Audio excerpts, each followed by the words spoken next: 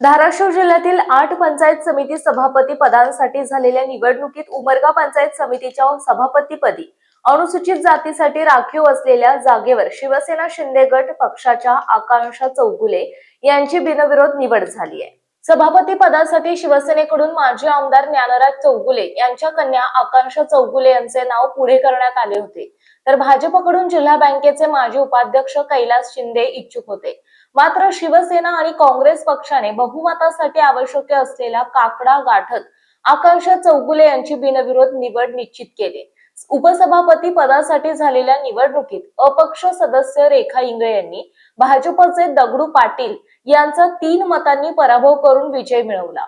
या निवडणुकीत जकेकूर पंचायत समिती गणाचे शिवसेना उद्धव बाळासाहेब ठाकरे आणि मनसे समर्थित सदस्य हरी जाधव अनुपस्थित राहिल्याचे विशेष लक्षवेधी ठरले। दरम्यान पंचायत समितीत कोणत्याही एका पक्षाला स्पष्ट बहुमत मिळाले नाही। पक्षीय बलाबलात भाजपचे 7, शिवसेनेचे 5, काँग्रेसचे 3, मनसे शिवसेना उबाटा 1 आणि अपक्ष सदस्य असे चित्र आहे।